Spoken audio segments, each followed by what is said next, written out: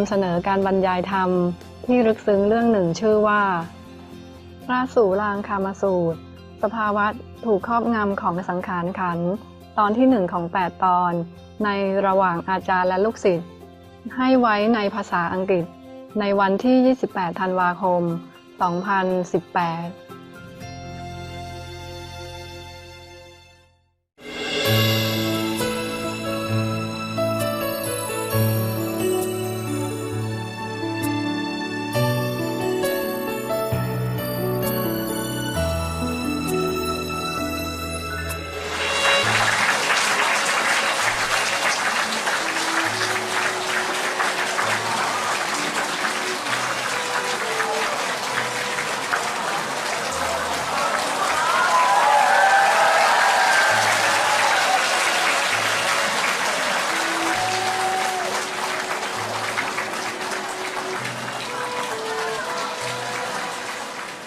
厨房呢？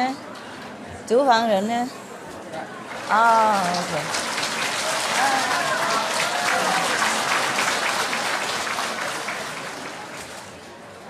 你带过去厨房人。举手厨房，厨房举 OK， 要给他们的，给他们，还有给他们。OK， 谢谢大家哈。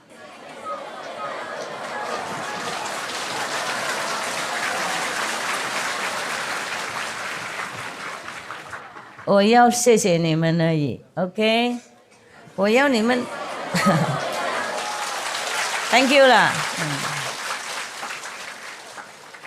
我本来要你们坐最前面那里嘛，我一进来就马上就自己丢给你们，放给你们，好玩嘛。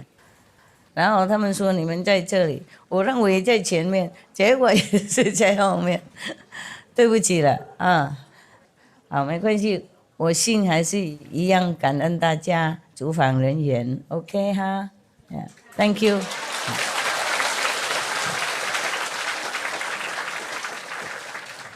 煮给几千人唱不容易啊！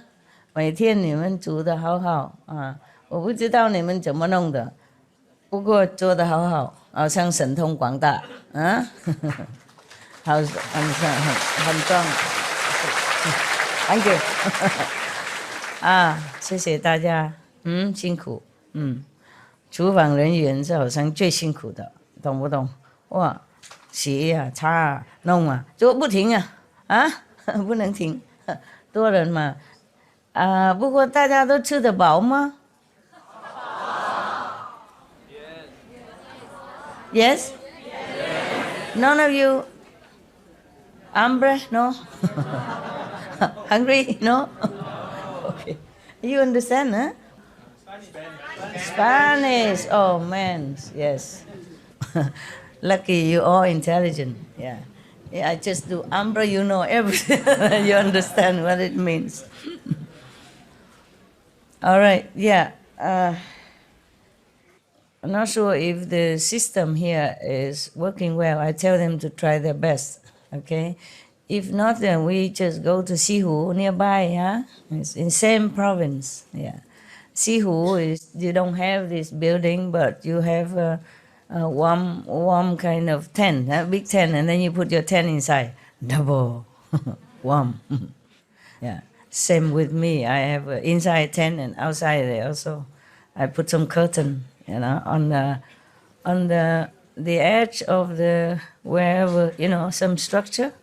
I cannot nail anything, some, but I cannot nail them all because they are iron. So what I do, I open a little door, and then I knot the how you say, the string. I knot it too big, and then I shut the door so and lock it. So the string from this side of the door, also the same side in the other door, and they hold it. There's no nail. I just put, in between the door and the door frame, and then I close it.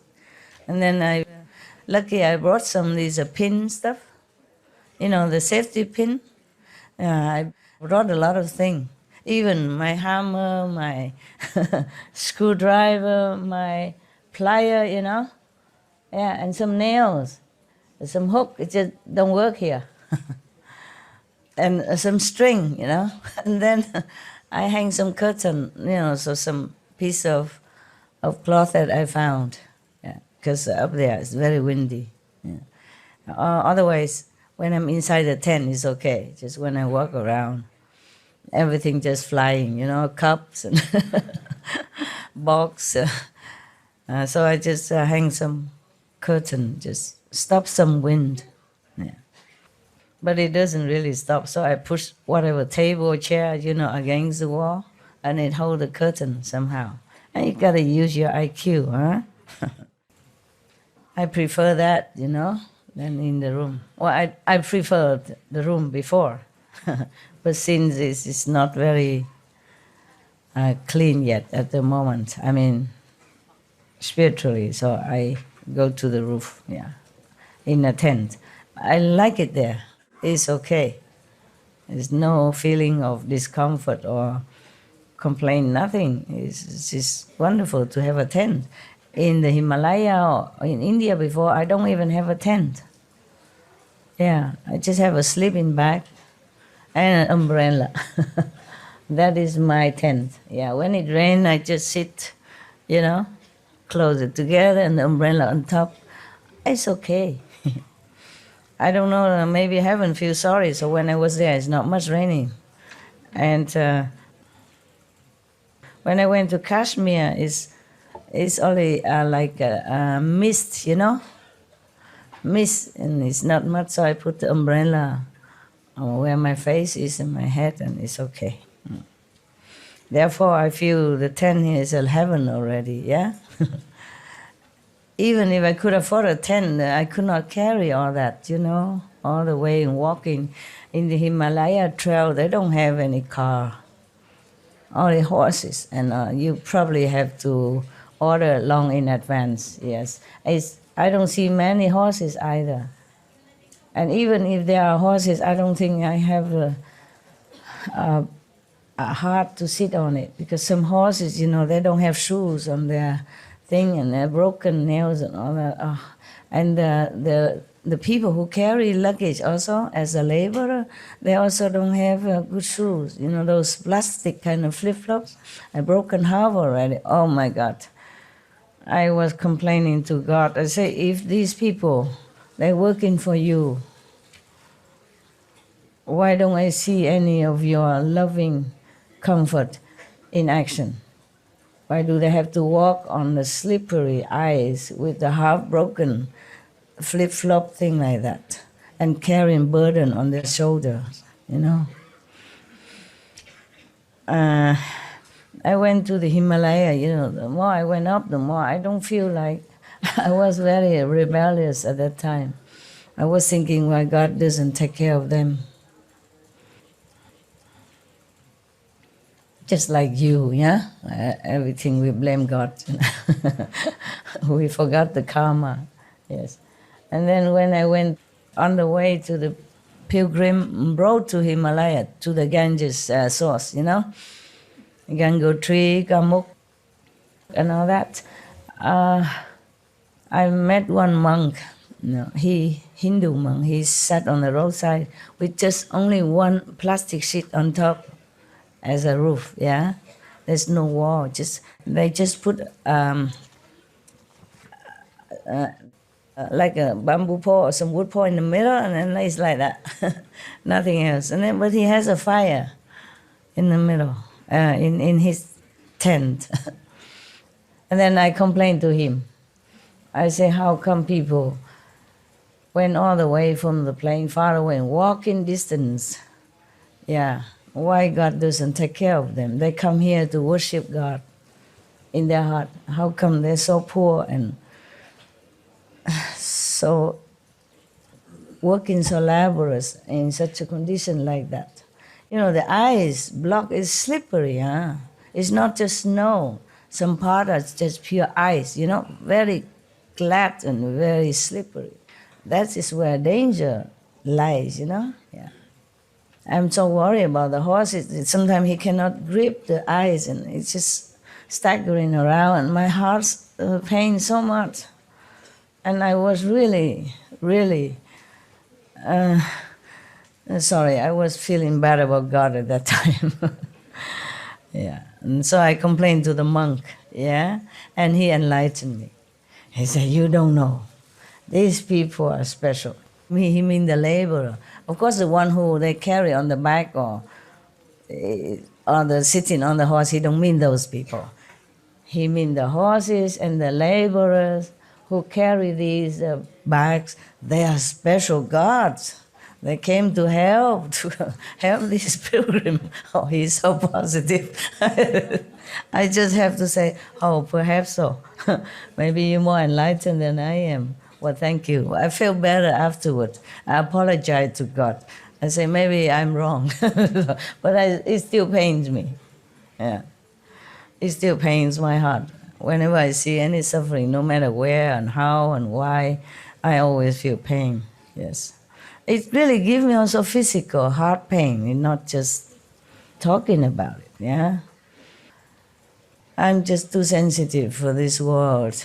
I don't know how I survived all this time. And that was one of the reasons why I left home, yeah, because too many suffering on TV, yeah?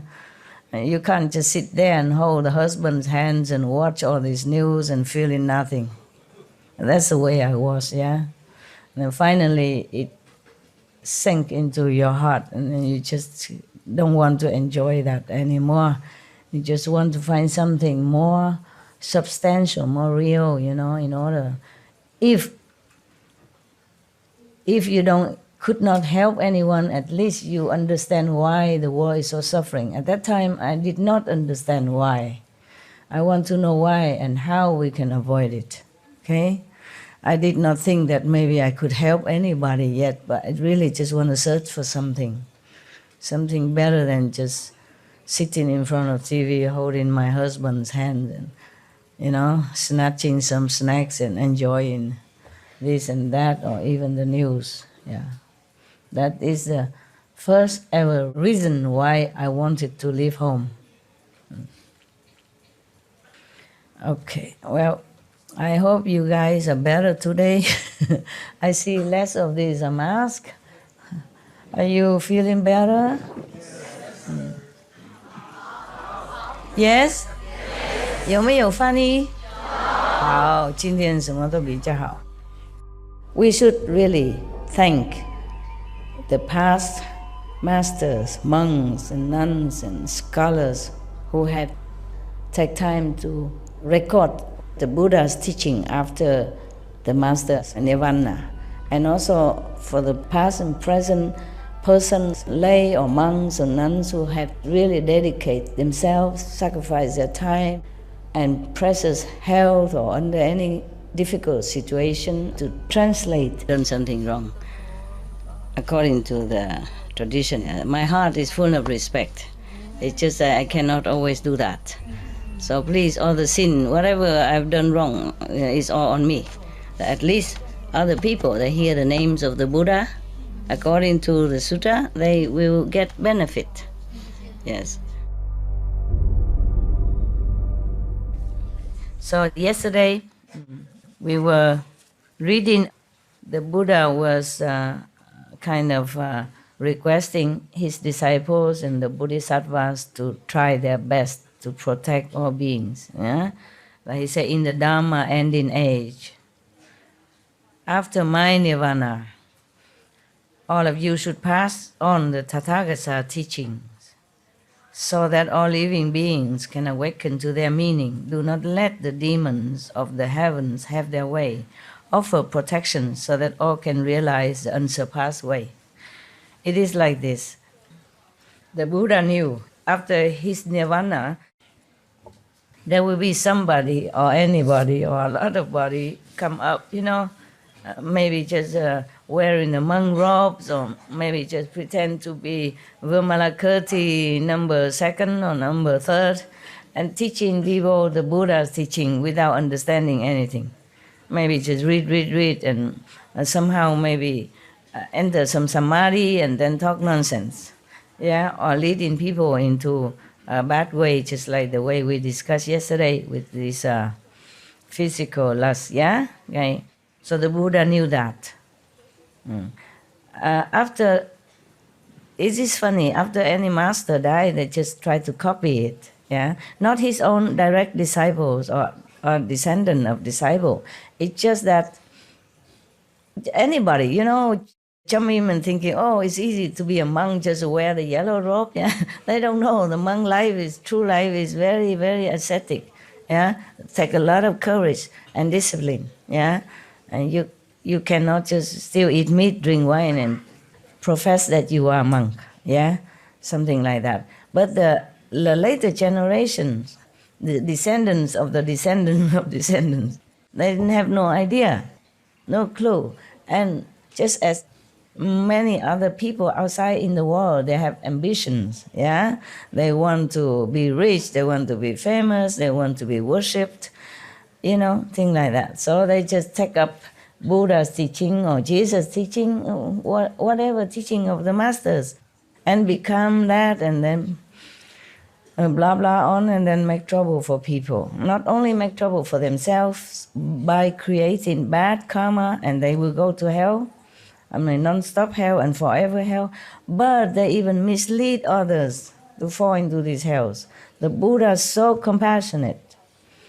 He already foresee the future of harm that may be before other innocent beings, and he won't be there to help them.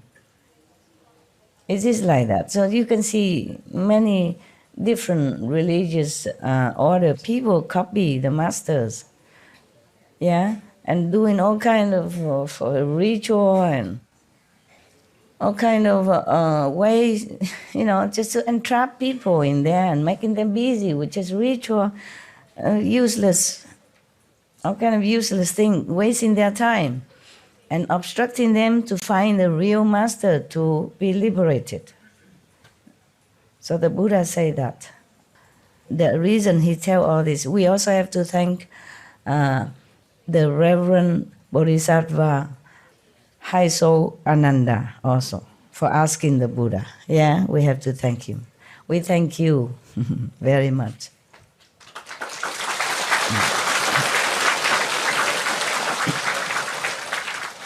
Many things the Buddha taught because Ananda asked. Yeah. So he has a great compassion also. Yes. If Ananda did not ask, we would not have all this. Maybe Buddha did not think about it. Yeah.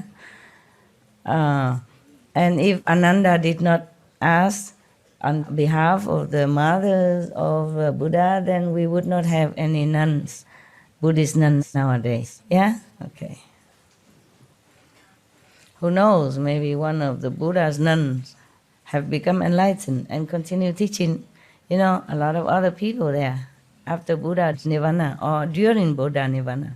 Yeah, there were some nuns who were very enlightened and have helped some of other who come afterward, to be enlightened as well.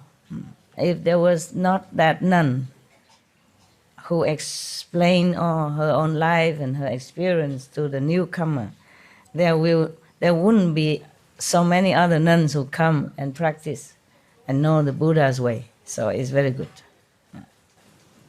So Ananda is very great, great Bodhisattva, even though he played his humble role as a Buddha, and not know too much assistant, but he truly possessed the great love of the Bodhisattva, of a great saint.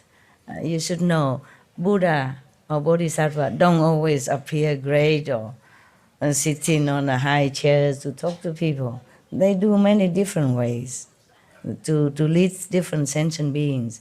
Even the Buddha say you have to be even a butcher and prostitute so that you can do the same like them, so that you can befriend them, then you can tell them. Yeah, maybe visibly, maybe invisibly. Huh? Oh my God. There's no end to what the Bodhisattva and the Buddha is doing. And then the ascension beings is still so blind and groveling in darkness. Isn't that frustrating? All because of Maya. Maya. It's too much test to pass. and not many can pass. That is a problem. If you can pass, okay, but look like, so difficult. Some people meditate by themselves or enlighten themselves, and they become Patekya Buddha, they enlighten alone by themselves. But that was because they have past life seed of enlightenment already. But some people, anyone just jump in and meditate and read in the Buddha Sutra and proclaim that he is already a saint. And this is a thing very, very dangerous to many people. Not just to himself, but to many people. So be careful what you say, huh? Okay. Don't tell me anymore that you 7, 6, 8 level and all that nonsense. All I hope is that you liberated. Listen to me and don't do anything wrong so that I can fish you up quick. That's all I hope for, really. I don't expect any of you become anything big. If you can, wow, I'll be very proud and happy, but I don't dare to expect a lot, okay? Just meditate, be good.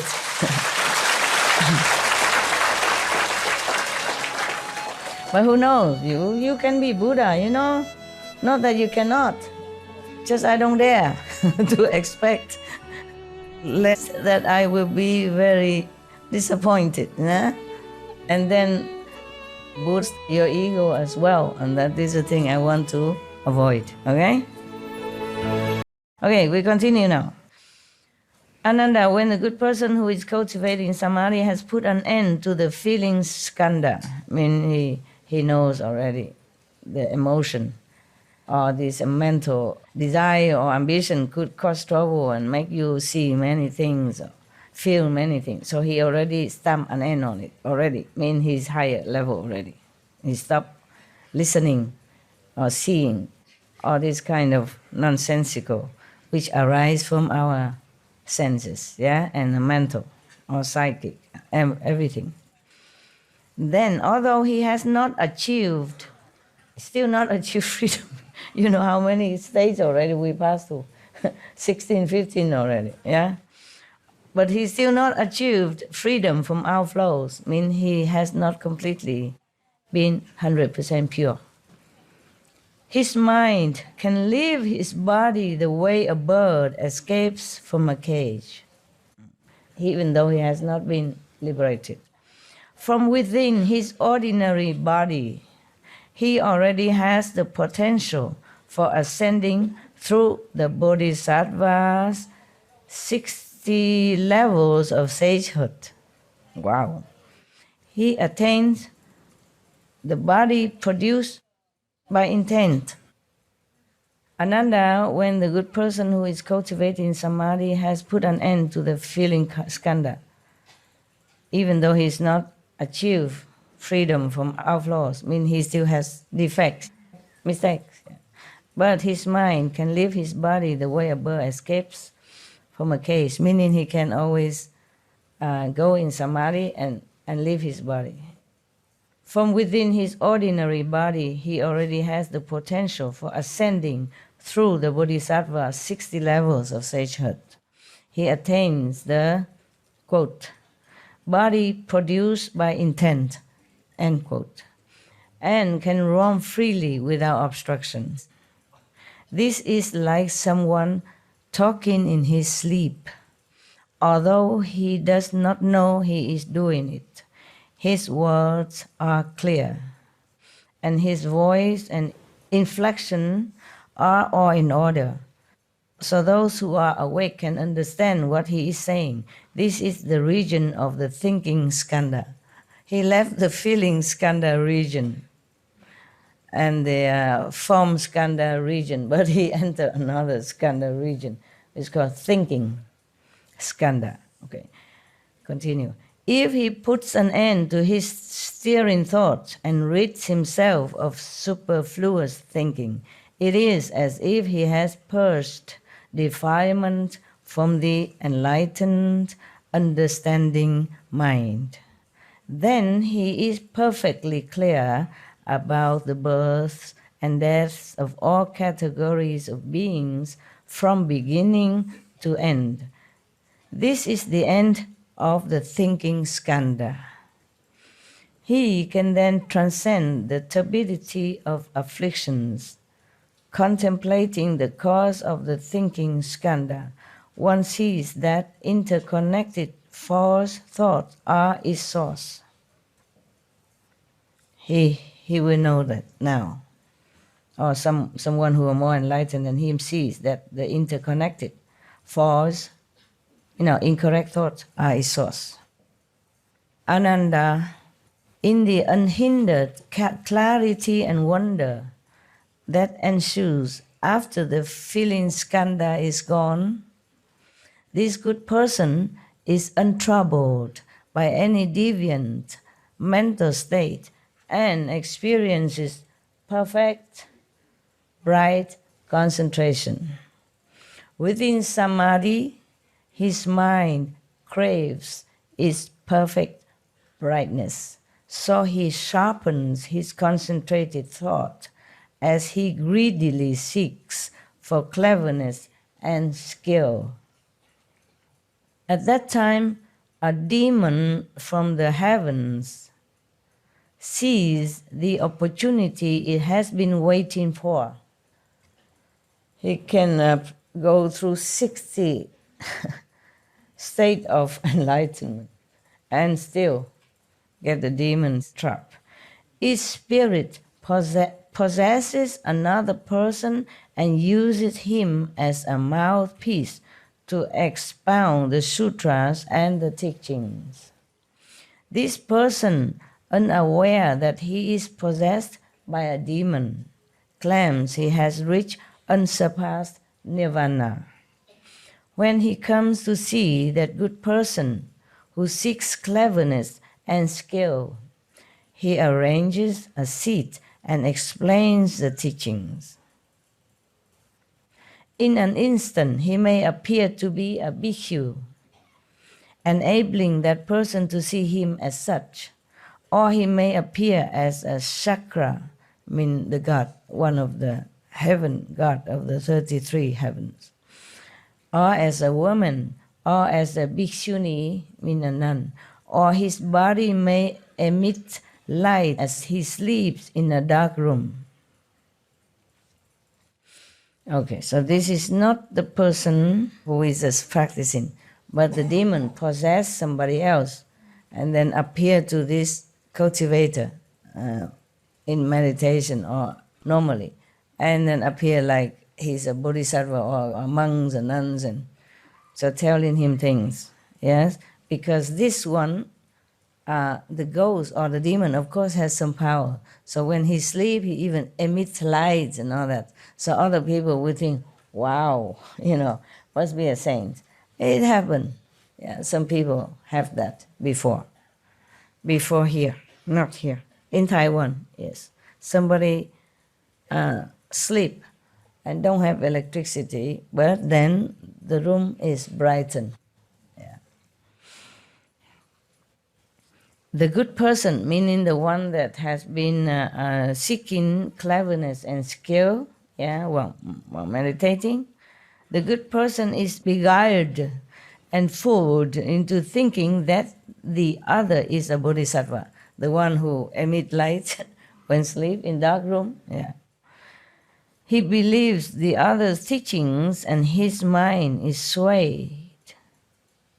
He breaks so his mind became misled, because he believed in this demon who possessed another person and emit light and talk dharma and all that stuff. Yeah. Emit light in a dark room, eh? Yeah. We would all think that that person must be a saint, right?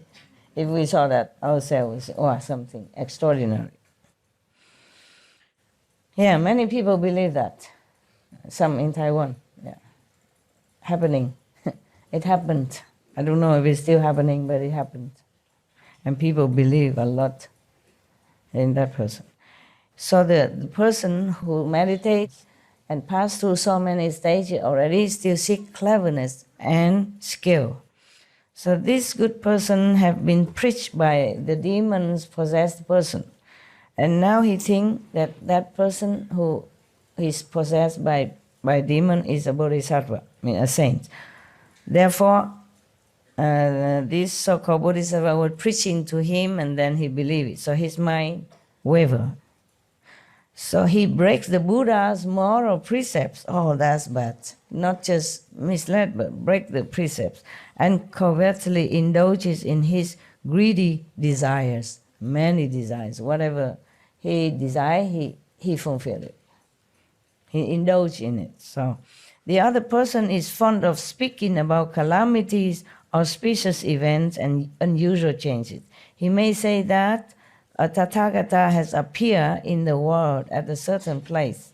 He may speak of catastrophic fires or wars, thus frightening people into squandering their family wealth without reason.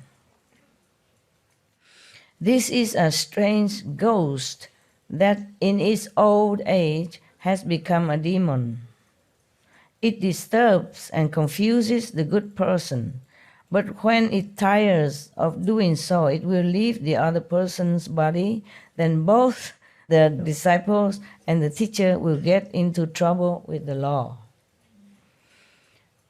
When the demon, possess another person, not the meditator, that seek cleverness and skill, but a demon possess another person, a third person. And then he came and teach this meditator who seek cleverness and skill. And he preached a lot of things and talked about so many things, and many people believe him, follow him. And this ghost or this demon tired of the game, he left. And then the person who was possessed before became nothing. And the so-called disciple, the meditator, also both of them became nothing again. Or sucked up the energies and strength and power and faith or whatever, and they continue to do bad things. Because the so-called master taught him that. Both of them continue to do bad things. But without the power of protection of that demon, they both will be caught by the law. Maybe before, when that demon's still there, he will kind of ward off any power that comes. But after the demon left, then they still continue to do bad things, with their desires. Then the government will catch them.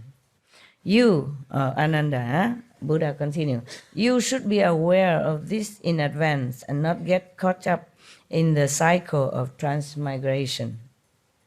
If you are confused and do not understand, you will fall into the relentless hells. There's some more. My God. Meditation is not all that safe if you don't know how. Kuan Yin is the safest already. Unless you still go and mess up with local ghosts and stuff like that in those small, sometimes local people make some local thing to worship some local god. And if you come worship them, sometimes they possess you if they like you. And then if you seek other higher dimension by another master, they will make you trouble. Like the one who asked yesterday.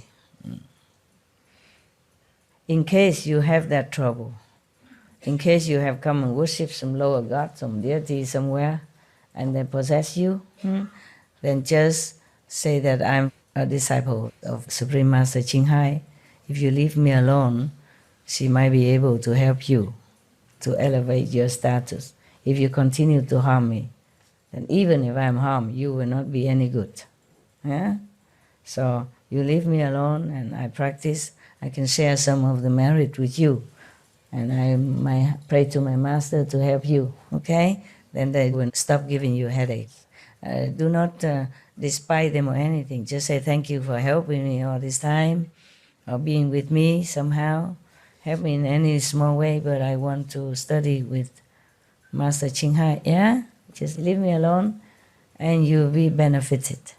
Better than harming me. So further, Ananda, the Buddha said, in the unhindered clarity and wonder that ensues after the feeling skandha is gone. This good person is untroubled by any deviant mental state and experiences perfect, bright concentration. Within samadhi, his mind craves to roam about, so he lets his subtle thoughts fly out as he greedily seeks for adventure. Still have ambition, still have not stopped. At that time, a demon from the heavens sees the opportunity it has been waiting for. Its spirit possesses another person and uses him as a mouthpiece to expound the sutras and explain the teachings. Of course, he cannot explain well. It's just because somebody don't understand, don't know, so whatever, talking will do. The evidence abounds. Yeah, you can see everywhere people go and preach and talk, repeat the sutra, repeating the Bibles or any others of past master teachings, even though they don't understand or they just explain nonsense. A lot of people come and follow, offering all kind of possession, money, and worshiping them. You can see it, all over the world. Jesus also warned us that beware of the wolf in the lamb's clothing. So the person who has been possessed, of course he doesn't know. He's been blindfolded and seduced or bewitched by the power of the demon from heavens. From heavens, mind you, very powerful, okay? Not just a normal demon from your local little memorial place outside in the corner of the street. No, from heavens. So imagine how powerful he can be. At least more powerful than us, the human, in the human bodies, understand? But if you are straightforward, you keep the moral precept, at least the 5 precepts only, that's good enough. No one can touch you. No one can touch you, and don't worship anyone except God. Even if you don't find any master, if you don't believe me, just worship God only. God Almighty only, okay? Or Buddha, truly Buddha in your heart. You just ask for the true Buddha, worship, maybe Shakyamuni Buddha, Amitabha Buddha, or God Almighty, or Jesus in your heart. You hold on to that, okay? If you ever doubt me or got out of here or got out of my circle, believe in God, believe in Buddha. Don't go worship any lower God, or even gods from heaven, They might mislead you, and you'll be in trouble. Rather, don't have any master or any spirit or anything, okay? Just worship God until you're clear whom you want to follow, okay? Whom is the one worthy of your trust, okay? Rather have no one. Otherwise, you'll be misled and then it's too late, Too late to turn around. Your life is precious, I tell you. If you lose this life, you never know when you get it again. You never know when you can find master again. True master. Many masters are enlightened, but what degree? Some are just 3rd degree, or 4 level, 4 is not bad already. Mostly just 3rd. They are enlightened. Not yet not, but not enough. Okay, not enough to liberate you. Some of my former teachers, I had to have them to bring them to the higher level, at least to the 4th level. Maybe cannot bring to the 5th immediately, but the 4th, they are liberated. Because I also thank them for helping me, for loving me, for doing their best. Whatever they know, they teach me. Maybe they only know that much, but they taught me with all their best. At least they don't lead me astray somewhere, okay? Go and worship demon or some magical things, Yeah, at least. All right, so now, remember, God, Buddhas, Bodhisattvas, saintly, enlightened beings are everywhere, everywhere. What I mean is everywhere, wherever you are. Their essence, their souls, their spirit, always, everywhere. And if you sincerely pray, they will help you. If you don't have any master, sincerely pray, mend your way, be vegan, keep the good moral conduct as you know it, from the church or from the Buddhist temple, from the Buddhas or from other religious precepts. If you don't believe me for any reason, be a good person, keep the precepts, worship God and Buddhas. No lower God, no lower spirit or anything like that. They could harm you and then you can't get out. You can't get out of their clutch.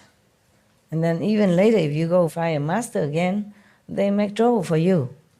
Yeah, they can. Because you were connected with them already and you worship them. And they control you already. And now you want to leave them? Oh, not that easy. I'll show you who is powerful. In the human body, you are helpless. You're helpless. So just hang on to the pure teaching. That's why when the 10th Guru of the Sikh died, he said, just trust the Granth Sahib, the teaching of the past Sikh master, because it's pure at least. It won't lead you astray. Yeah, if you don't find any master, worship that. Because at that time he didn't see any master that on the planet. Or maybe he could not see. Maybe the master has not appeared as a master. Maybe just born or maybe just ready, but not officially, yeah? So he said, worship the Granth Sahib. But that is for the direct descendants, okay? Direct disciples. And maybe descendants of the disciple, but not after that, huh? After that, you must find a master. The same reason why you found the 10 Guru, Sikh Guru or the Guru Ramdas or Guru Nanak in the first place. The same reason. You found this master, the same reason you continue to have to find another master, not rely on only teaching. But if you cannot find, then have to rely on the precept and the teaching, okay? Yeah. So continue, huh? This person still break the Buddha precepts and indulges in his greedy desires. The other person, meaning the one possessed, is fond of saying that Buddhas are appearing in the world. He claims that in a certain place, a certain person is actually a transformation body of a certain Buddha. Or he says that a certain person is such and such a bodhisattva who has come to teach humankind. People who witness this are filled with admiration. Their wrong views multiply and their wisdom of modes is destroyed. It's terrible when somebody just talk like that, harming so many souls. This is a drought ghost that in its old age has become a demon. It disturbs and confuses the good person. But when it tires of doing so, it will leave the other person's body, then both the disciples and the teacher will get into trouble with the law. Because they continue to do bad things, indulging in low desire, despite the moral conduct or despite the law. So, of course, after the demon left, they have no more power, then the law will catch them at the end. Not just misleading people, but having trouble with the law as well. My God, I'm telling you, everybody's a victim, huh? I tell you. You should be aware of this, I mean Ananda and his assembly. You should be aware of this in advance and not get caught up in the cycle of transmigration. If you are confused and do not understand, meaning Anand, because Anand asked him, you will fall into the relentless hell. My God, the Buddha has a lot of energy, huh? He taught all this to Ananda. I don't know, we have to cut it into 3 days, 4 days, but he continued, I don't know how many days he teach Ananda in this. I'm not sure if he teach Ananda in the physical world or he teach in the astral realm, and then when Ananda come back, he wrote it down or tell people. How can a physical Buddha teach so much? Look here. And I cut some of the 20 pages mantra already. It's no use to you. You can't repeat all that. Okay, and still continue, huh? Maybe he just said, okay, let's take a rest and have lunch and go back tomorrow, no? Because he has to go out and take alms, no? It could be maybe in the rainy day, rainy retreat. The Buddha has time every day, all day to teach them and not go out for alms. In the monsoon season, it rains a lot. The Buddha don't let the monks go out to beg for food. But at that time, he already had a lot of disciples, so they bring food and necessity to them instead. I guess that's what it is. Because it's raining and the monk has normally only one garment, and one blanket and one bowl. Or even two. But if you keep going out every day begging for food, your clothes will not be able to dry, right? I know that because when I was in the Himalaya, I had only 2 pair of Punjabi clothes. And even it's not rain, it get wet quickly. And I'm so clean, and habit dies hard, In my own life, anywhere, I wash my clothes clean. If any speck on it, any spot on it, oh, I cannot bear. I wash right away. Yeah. So in the Himalaya, sometimes it rains or sometimes no rain, but because the snow melted, and I walk all the time, and the mud spraying from my feet or from somebody else walking next to me, or from horses' feet, and spray on my white Punjabi. I wear white, 2 pair of white, cheap cotton. And then at evening, when everybody cannot walk no more because they have to stop to eat or something, I don't remember how I eat my food there. I don't remember if I ever eat. How did we do that? I can't remember eating. Okay, never mind. But everyone else, who went to pilgrim, somehow they find food. I can't remember how. Nobody cooked there. And then we go and stay in some mud house, mud floor and all that. But my clothes have some black spots from the mud. And I wash. And then it won't dry. And I wear another one. But that works only the first day, huh? The second, the third day, the clothes always wet. And I just wear it. I wear it wet. It's not like dripping because I hang behind the fire they pay for. I didn't pay, so I hang behind people. And it somehow not dripping wet. It's just still wet. And I just wear it. And after you walk for a while, it just dry by itself. Yeah. Maybe that's why the Indian wanted to marry me. He think I'm some sort of big shot, magical power, tough, superwoman or something. I wasn't. I was just blind, blind from anything around me, except want to know the truth. Blind, really blind, and my mind blank, I think. Yeah. In Germany, if you're a wife of a doctor, you are somebody, not too bad. And left that kind of life and walking alone like that. Huh? 2 pair of clothes and wearing wet and then dry it by no time. So they think maybe I have too much heat even. Like the solar plexus heat that can dry the body. The Himalaya monks or yogis, they can do that. They dry their clothes with the heat of their body. They don't have tumble dry or clothes dry, nothing like us. And they don't have that many clothes. So they just have to learn to dry themselves by their own body heat. I guess maybe they rub off some of this magical power on me. I didn't learn any of that. I just have no choice. When you have no choice, maybe you have magical power to dry your clothes. The cotton is not so thick. So if I wear for a while, it becomes dry. Very convenient. How cheap you can live there, Nowadays, you have to pay for detergent, for washing machine, for tumble dry, for dryer, and all that. But I have to pay a lot, and I have to clean it now and then. Yeah. I don't know if the civilized life is better than the life in that Himalaya, the life that I lived. I'm not sure which life is better. I don't know which life is more comfortable, more convenient.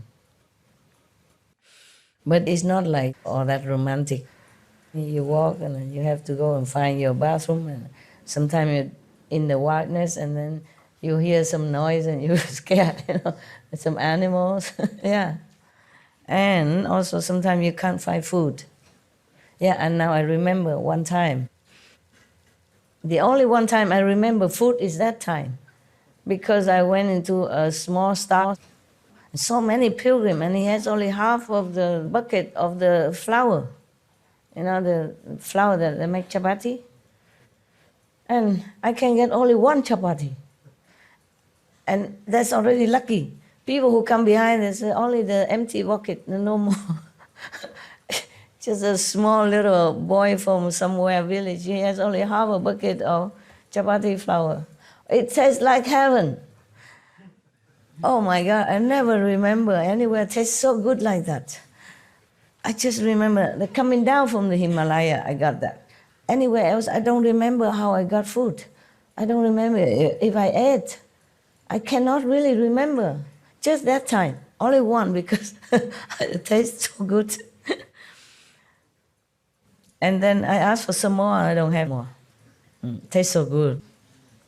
So it's not like you take a stick, like master, and a sleeping bag, 2 pair of Punjabi, and then you walk there, and maybe somebody wants to marry you and that stuff.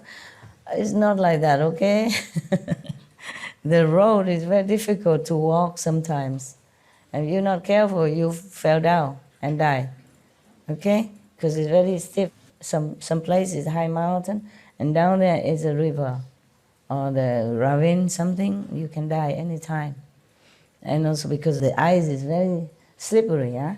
So do not copy, okay? I don't recommend, really, I don't. I don't know if you can last even a few days because of the austerity of the situation, yeah? Not to talk about falling on the cliff or anything like that. I don't recommend, okay? It is very romantic to hear about it. And it look easy and it sounds easy, it's not. So if you go there, don't say that master encouraged you or because the master advised. No, I don't advise. Okay? I went there, I bring this gift to you, you have it in your bedroom even. Don't go anywhere. Don't go in the Himalaya, it's very dangerous. Dangerous.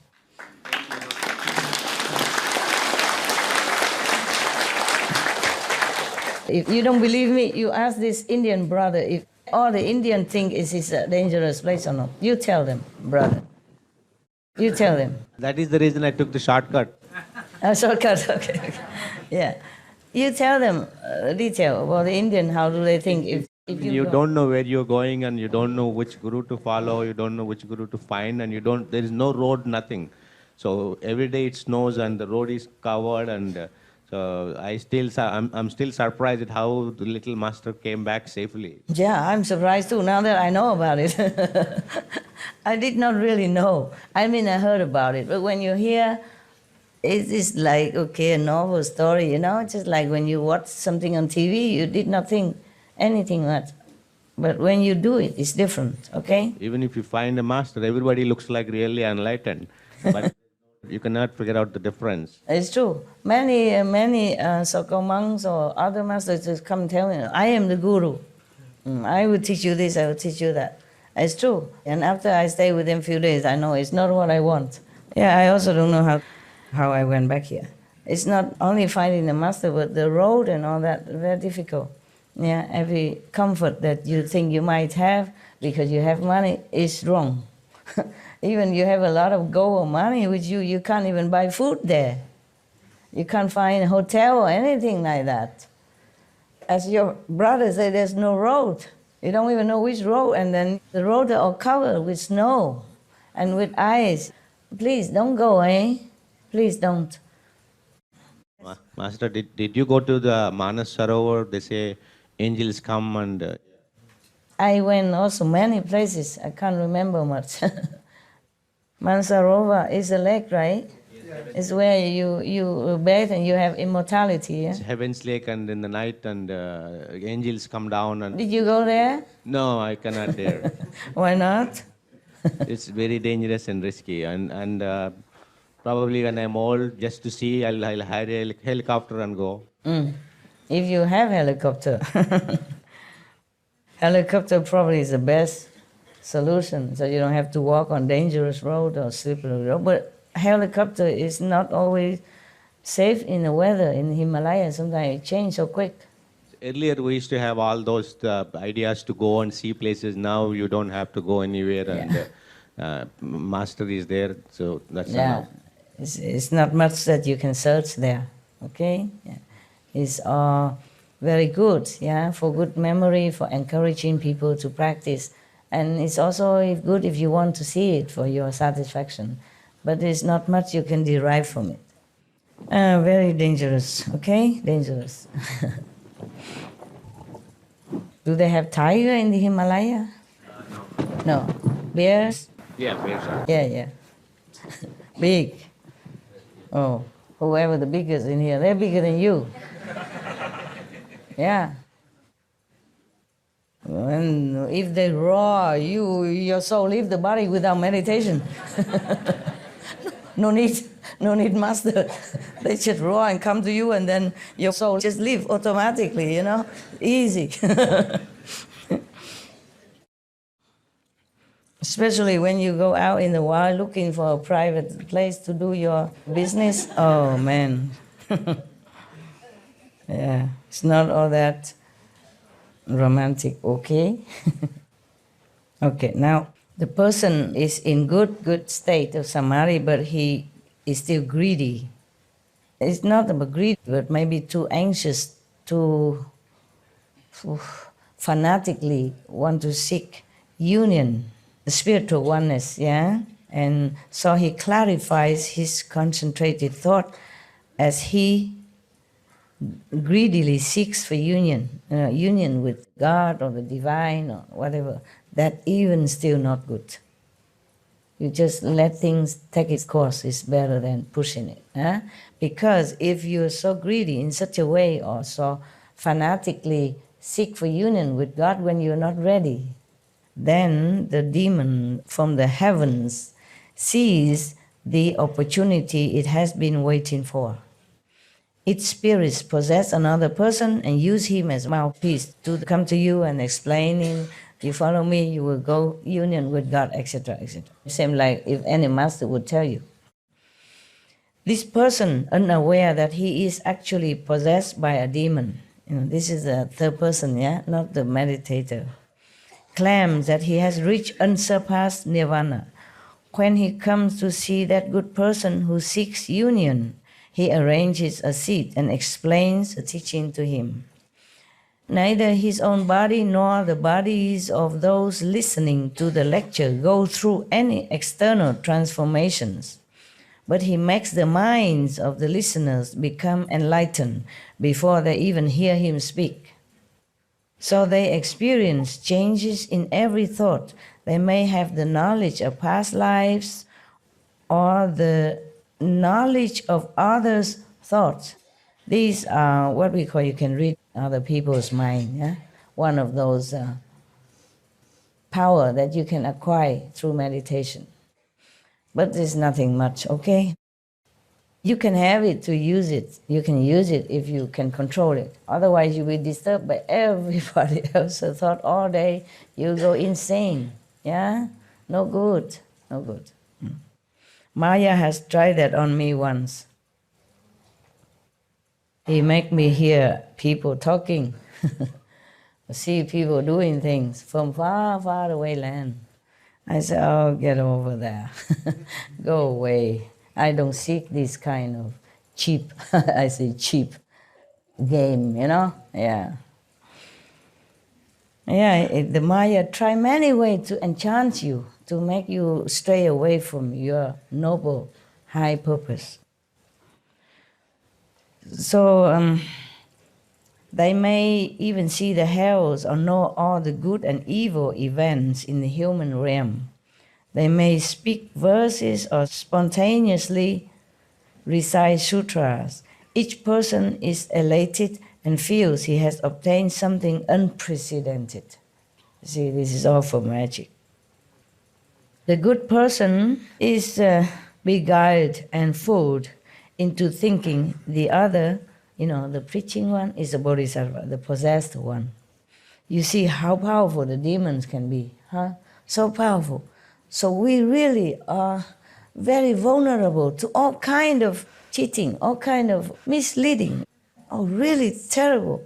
That's why I'm telling you, I feel sorry for everyone, even the worst criminal. Yeah, who knows? Maybe the demon possess him and make him do things like that. Yeah, it happens, you know. Sometimes a criminal, they did something, and when they're out of that possessed state, they don't remember what they did. But of course, the police won't believe him. That is a problem, yeah.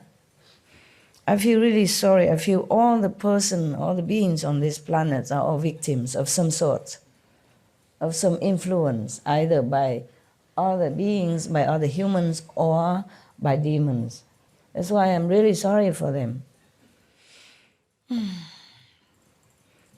If I could die 10,000 million times so that everyone can be relieved, I would immediately do it without second thought.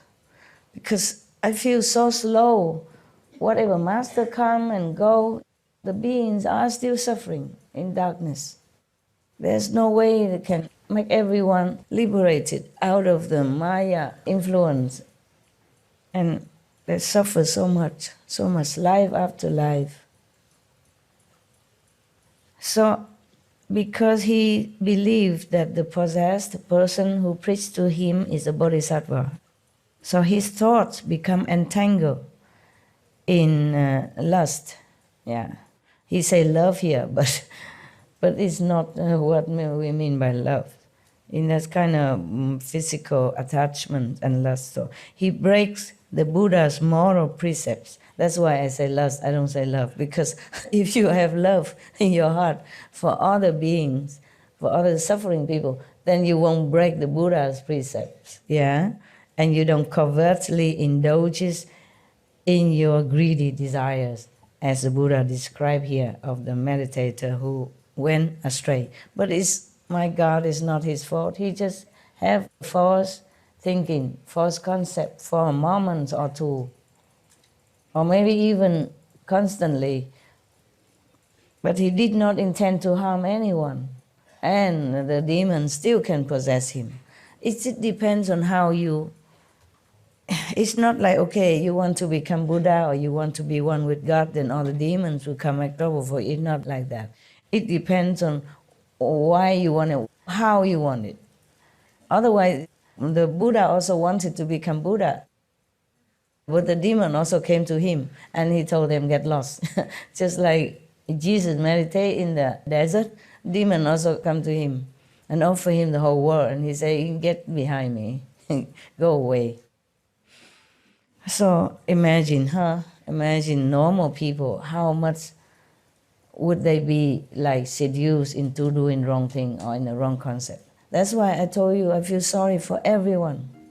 It's all victims. Once you came to this physical world, you are vulnerable to all kinds of attacks, all kinds.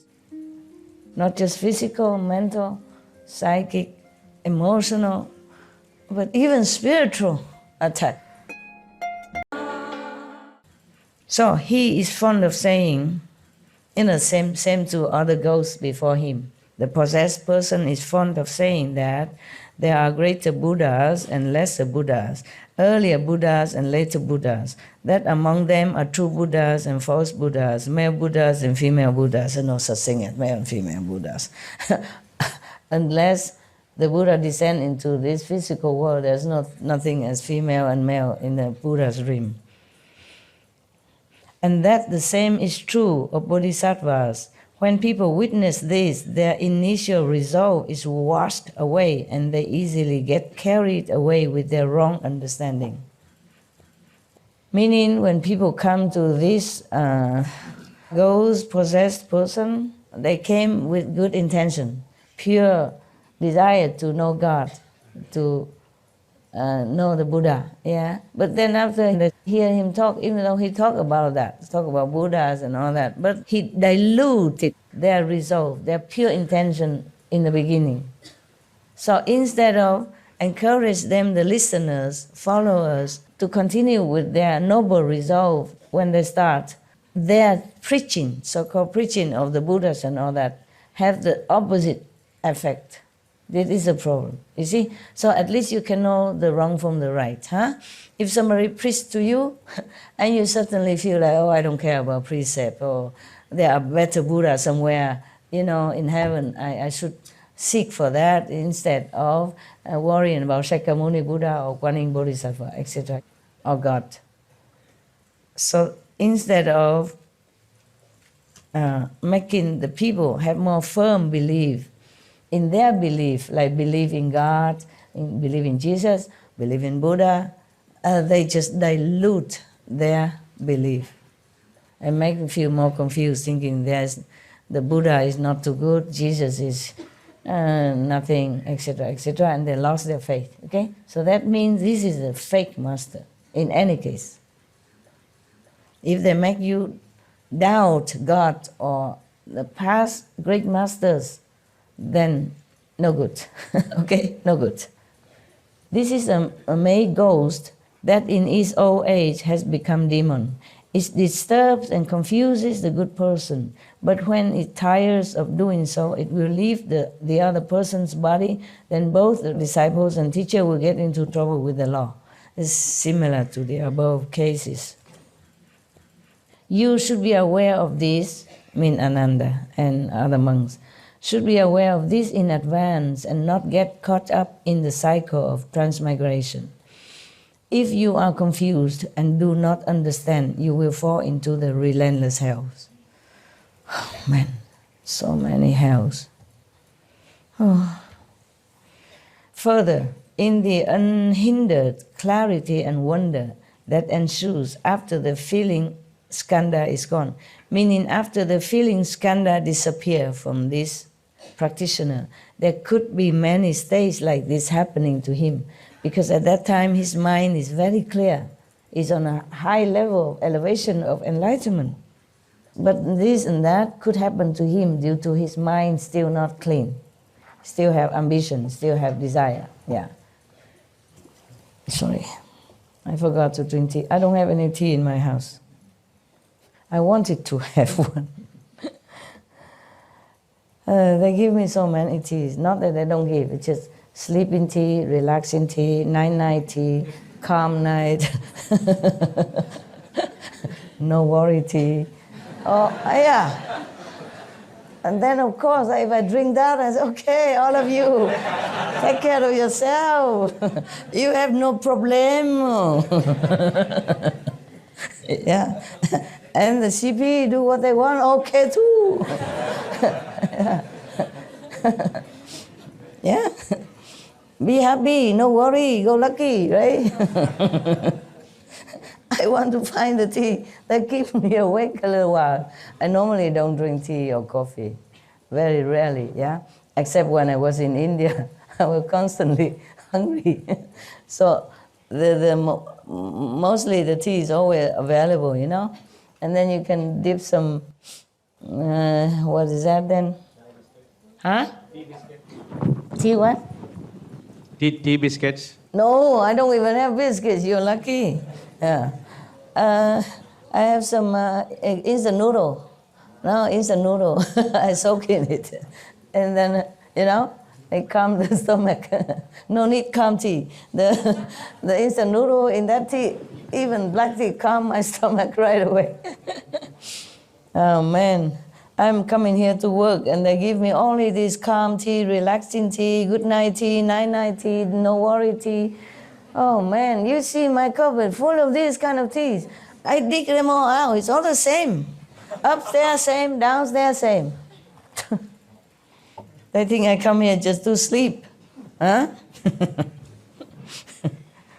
My God. You guys, some of you or whoever that was, truly are in a very big dreamy state of samadhi. I think the master life is so smooth. All she does is just drinking tea and go sleep. Yeah. Therefore, there's so many of this kind of tea. It's different names, but same effect, Calming, sleeping, dreaming. Sweet dream tea, you know. You really had no idea how I have to work, do you? Wake up, please. Uh-huh. I have the masala chai in my bag, Master. I have it, darling. I have, sweetheart.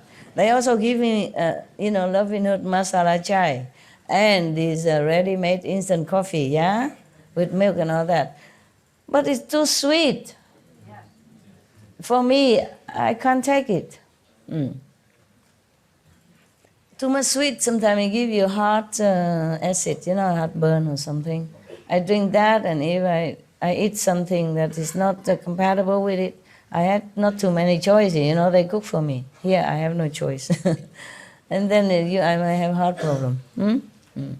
Normally, I don't like sweet too much, except when I was in India because I was so hungry. When I finish working, I come out, no food left, only a lot of dishes, and I start washing.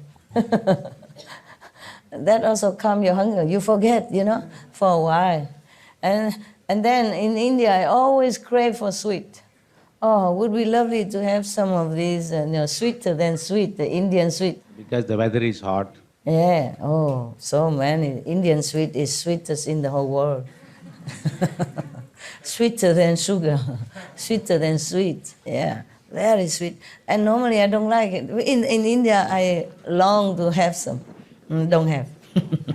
If we order them, they'll ship it in 24 hours, Master. I know, thank you, my love. You were not there, yeah. I were nobody. Even you were there, you won't find me anywhere.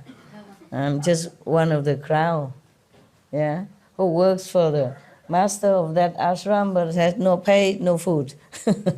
Even work for food is not the norm there.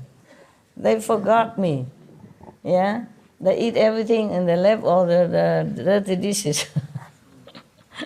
And one time, I went into the kitchen,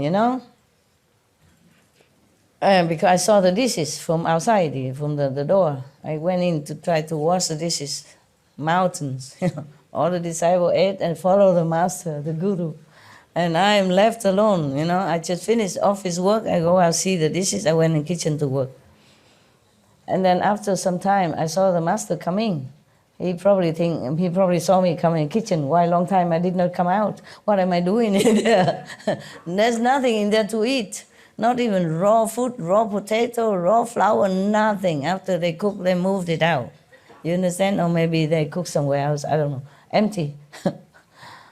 And the masters just saw it and then passed by. Don't say nothing. I also don't say anything. I'm too busy washing up.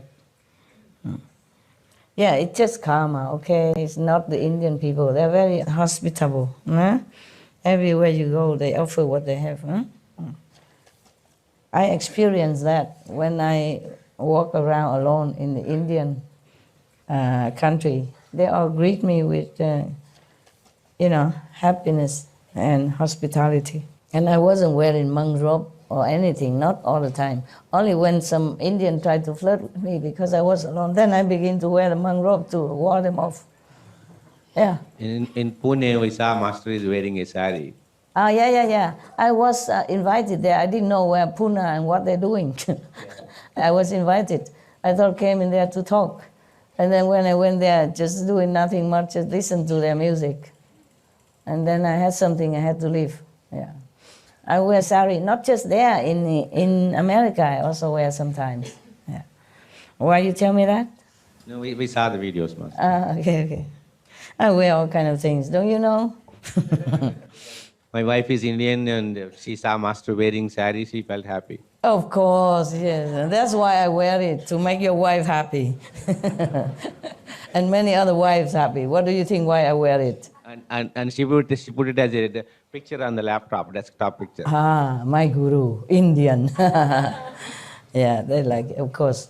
Wearing sari is not all that easy. It's a long, long thing. You have to know how to wrap it, otherwise it keep falling. One layer after another keep falling, It's 5 meters. Yeah, you have to know how. Otherwise you must have a servant who will help you. Otherwise every layer keep falling off. It's like a spiral, yeah. You must know how to tuck in where and What? Otherwise, it keep falling, one layer after another. Yeah, it look beautiful though when the Indian wear it. Beautiful, yeah. All right, thank you.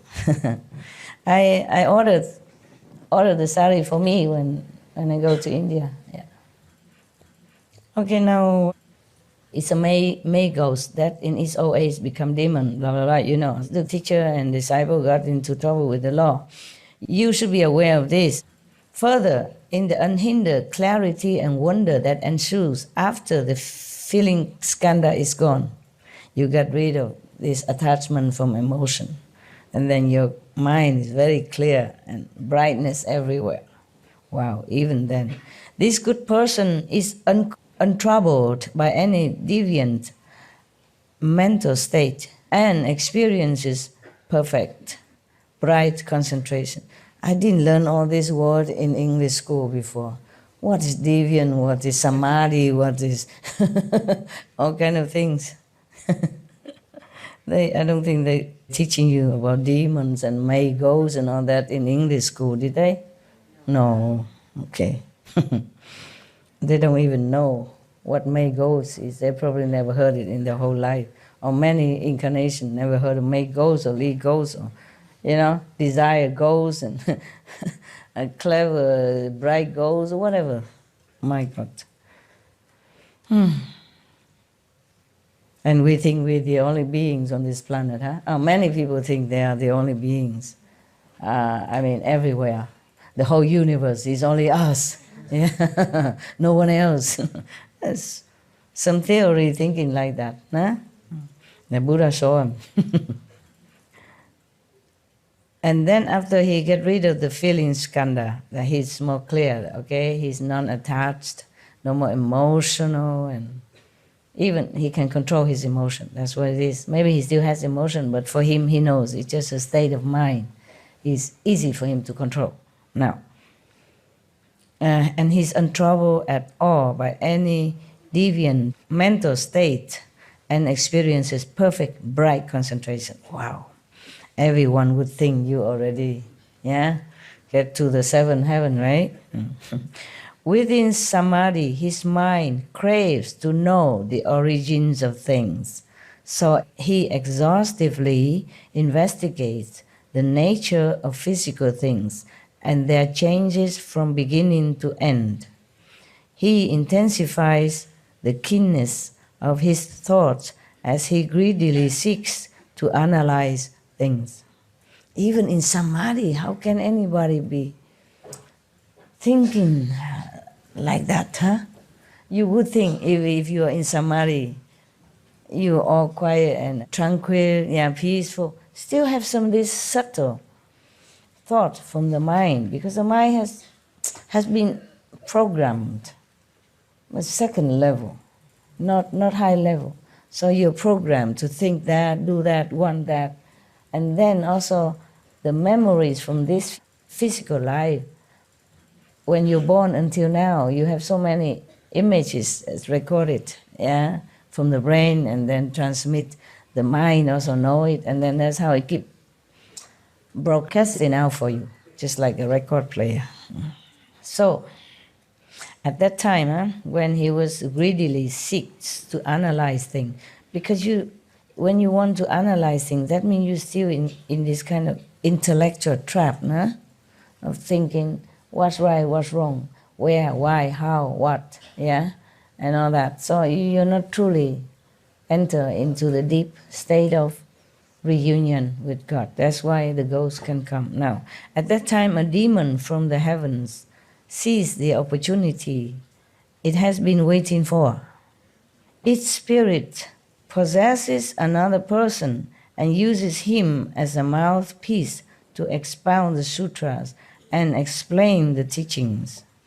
This person, the one who possesses, unaware that he is possessed by a demon, claims he has reached unsurpassed nirvana.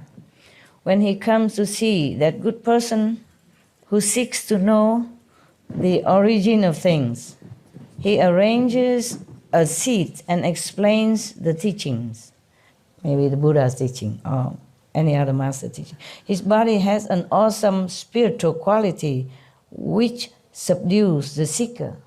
Oh, the poor seeker is too weak for him. He has awesome power, oppress him, so he cannot even think anything. Because he's so eager to seek knowledge of the origin of all things. Yeah, and then he himself being cheated by this demon. He makes the mind, the possessed person, makes the minds of those gathered beside his seat spontaneously compliant. Yeah, oh, compliant, meaning they just so subdued in their mind that they have nothing against him at all, cannot, not even rise in a doubt or a thought or even a little suspicion, nothing, all spontaneous compliant. Imagine the demon's power. If the Buddha were to use that, and he subdued the whole world already, no need anybody else to come behind him. You see, that's the difference between a Buddha and a demon. The demon, he uses power just to control people. The Buddha, he has to use reason. Yeah, if he used his power at all, it's because that person needs it. Maybe need to heal at that time, need to be awakened from some trouble, like Ananda, for example, and to use it to help his disciple, yeah, in time of need, yeah. Otherwise, if the Buddha used all his power just to bless this person, control that person, then the whole India at that time would kneel at his feet already. No need me to sit here and repeat after him. Understand? So Buddha don't use this kind of power. Jesus did not. That's why they still can doubt him, slander him, and even kill him. You got that? That is a difference. The master like Jesus or Buddha, they are mighty, mighty, mighty. They have to be humble, to be born like a human beings, and just use reason. Use logic to tell people that this is logical, this is reasonable, you should listen. And then they listen, they believe. Then the Buddha transmits more insight power to them, give them initiation, awaken their Buddha power, awaken their own ability and enlightenment inside. Imagine a Buddha who has been practicing eons like that, so much power, and still has to humbly be just like a normal person, and let other people even doubt him, slander him, and want to assassinate him. Jesus is the same. That is the difference between black magic, demonic power, and the true power of love. People might feel love and they're drawn to him, to the Buddha, to Jesus, or feel in his benevolence, or feel in his brilliant logic, reasoning talk, then they come. But not magic power, blinding people and controlling people's minds. They're completely just compliant like that. Then you know, okay? You know, you can't resist and you feel like you're powerless. Even though maybe you think you should get out of there, or you think this master maybe not what you want, but you can't get out. Like you're bounded there. Then you should know it's no, no, no. No, no. So these people who gather around this practitioner, listening to the demon-possessed person, feel helplessly subdued, just like that, sitting there, can't even think or doing anything anymore. He says, the demon-possessed person says to all those people that the Buddha's nirvana, Bodhi and Dhamma body are there before them in the form of his own physical body. He proclaimed, the demon-possessed person proclaimed that the Buddha, is him. Proclaimed like that. He says, the successive begetting of fathers and sons from generation to generation is itself the Dhamma body, which is permanent and never-ending. It sounds good though. It sounds correct. It's just not a correct Buddha. So what you see right now are those very Buddha's lands. They make them see some hallucination. Yeah. There are no other pure dwellings or golden features. I mean, whatever the Buddha say, other Buddha land are no. Just his, whatever he make them see now is a Buddha's land. Those people believe and accept his words, forgetting their initial resolve, forget their faith, forget what they really wanted to do.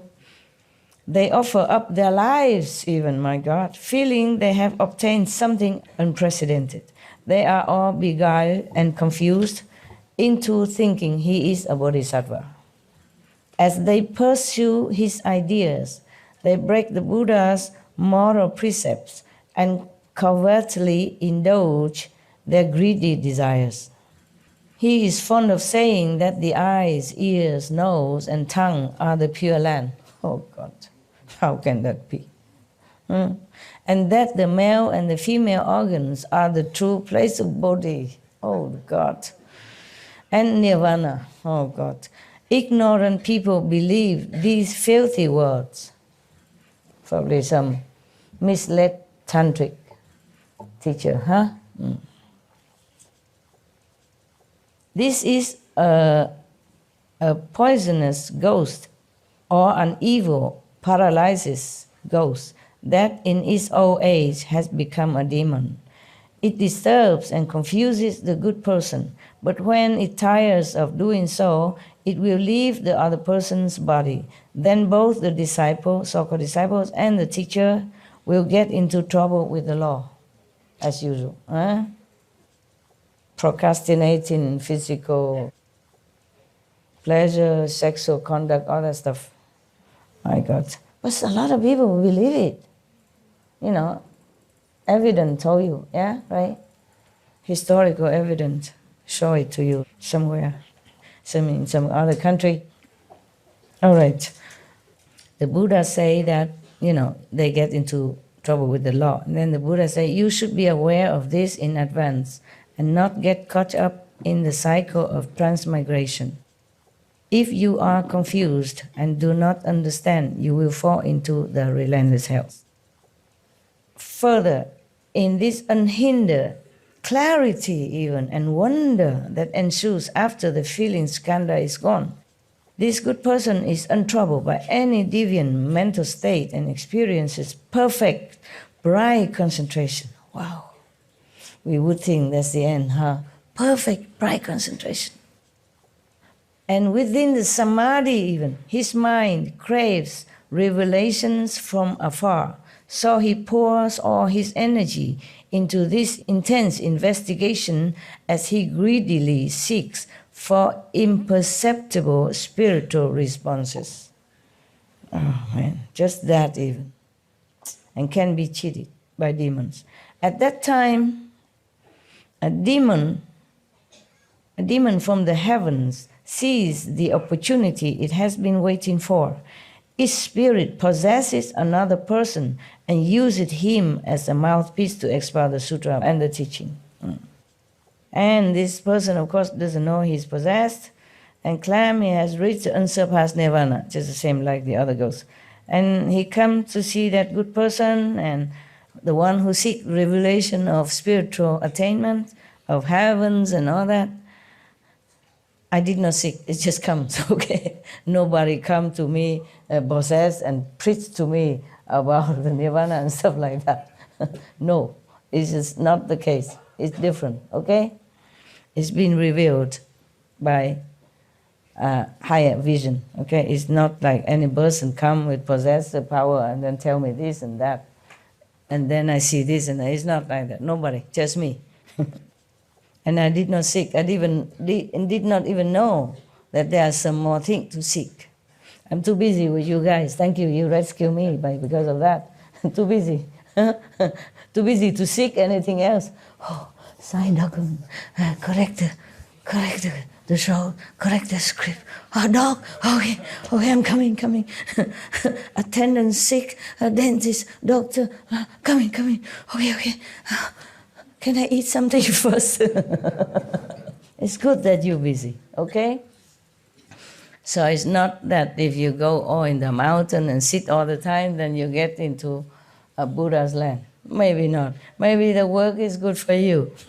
Keep you too busy to even thinking, I want to seek something, spiritual revelation or skills or knowledge like this practitioner, okay? Truly, when you're so busy, every wakened minute of your life, you would not be able to think about anything. Truly not. And if you have to work while you're eating as well, then maybe it's even less, you concentrate on the food. too hungry, yeah? Or maybe half on the food, half on your documents. Then at least your mind is all in the good things, not too idle to think of any other greedy stuff, whether domestic or heavenly. Yeah.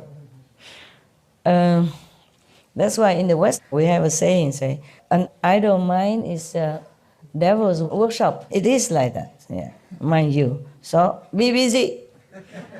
No thinking of boyfriend in your samadhi. Or girlfriend. No. Yeah.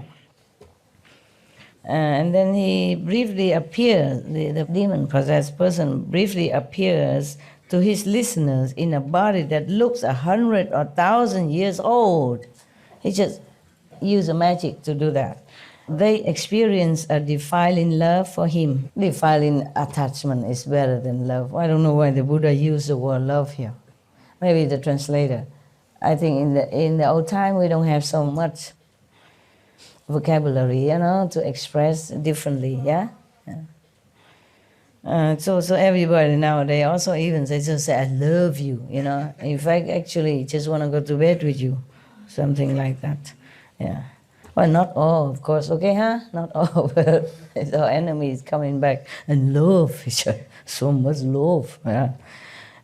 So they experience a defiling desire, okay, or attachment or lust for him and cannot bear to part with him. It's similar to the love they have for the master, eh? When the Buddha was alive, the disciple also want to be with him all the time, yeah? And always come to see him. And when Jesus was alive, people also hang around him, yeah? It's so similar that you could not even tell. And don't you see how poor people are? How pitiful our beings are, eh? Yeah. They don't even know anything. And these guys come from nowhere and then defy them like that and cheat them like that. It's not fair. I tell you, that's why I hate Maya. I say I look down upon you. I have no word to describe how much my heart despises you. I have no words. Just get out of my sight. Sometimes you come and blah, blah. So get out of my sight. I feel repulsive when I see you. Yeah. When I think of whatever you do to other people, you better stay away from me. We are not the same type. We're not the same kind.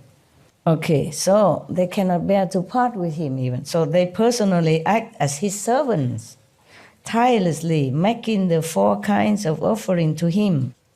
Each member of the assembly believes that this, possessed person is his former teacher, his original good and wise advisor even. They give rise to love for his teachings and stick to him as if glue. Glue. Feeling they have obtained something unprecedented, like the other mentioned before. The good person is beguiled and fooled into thinking the other is a bodhisattva. Attracted to the other's thinking, he breaks the Buddha's moral precepts and covertly indulges his greedy desires, like other thing.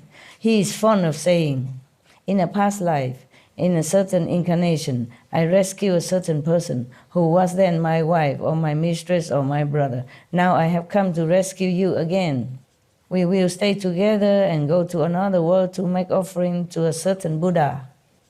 Or he may say, there is a heaven of great brilliance where Buddha now dwells. It is the resting place of all Tathagatas. Ignorant people believe his ravings and lose their original resolve. Originally, they probably might still believe in Sakyamuni Buddha or some real Buddha in the past, and that's why they make offering and all that, and then that's why they came to hear him in the first place. But because of they talk nonsense like that, and precepts is nothing, you do what you want, because of his power to control them. They believe him so much that they do anything that is against the moral basic standards, okay, of being a good human being. So of course, he has a name, the ghost has a name. This is a pestilence ghost. There's so many ghosts. In its old age, has become a demon. See how powerful they are. It disturbs and confuses the good person, the one who meditates and seek those things. But when it tires of doing so, it will leave the other person's body. Then both the so-called disciples and teacher will get into trouble with the law. You should be aware of this in advance and not get caught up in the cycle of transmigration. If you are confused and do not understand, you will fall into the relentless hell. My goodness. Should we continue? Is it okay with you?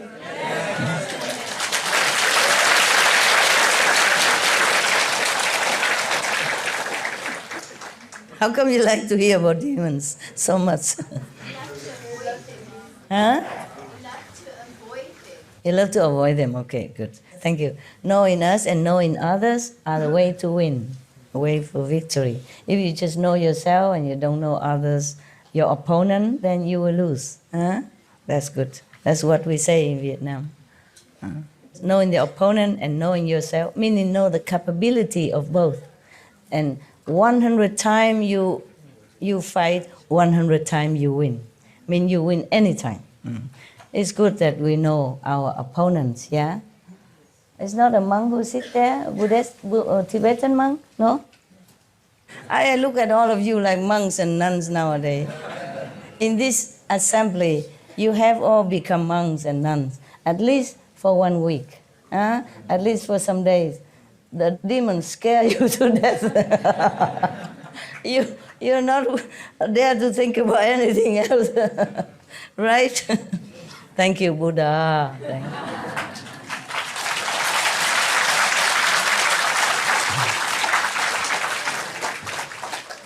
I don't know how many days the Buddha has spoken to Ananda for this, yeah, because he continued. It doesn't say here, okay, let's go have a tea break or anything. Continue forever. I wonder if the Buddha preached to him in Tusita heaven, not on this planet. It didn't say so. It just say, even Ananda arranged his robe, meaning you make it straight and respectful. And he asked the Buddha, he knelt and asked the Buddha, please tell him how to rescue sentient beings. Even though he say he's not nowhere yet, but how he and other can rescue other beings. Yes, he's just humble, or maybe he doesn't know his state. Of course, he has to play his role at that time. Otherwise, how come the Buddha just die not long and then he enlightened and become, one of the successors right away? Huh? So now, pestilence, oh God, rotten ghost, and have so much power. I feel ashamed as human. He's just a rotten ghost and he has so much power to sway people's mind and cheating them into believing him that much. And we so powerless. We're supposed to be God and Buddha. Oh, we have no power. Huh? Imagine that?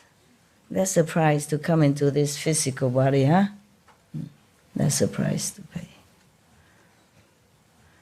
You have come here for some reason, and you also have to make a contract before you come. You have made a contract. Maybe also intended to do good, but then when we come down here, they make us forget everything, and just go with the flow. This is a pestilence ghost that became a demon in his old age. It disturbs, confuses people, when he leaves the body, that body, then both of the so-called disciples and the teacher will get into trouble with the law. The Buddha doesn't say so-called disciple. I added to make it more clarified for you. Okay? Yes. Because the Buddha he's so gentle. He said that both the teacher and the disciples, this kind of disciple and teacher.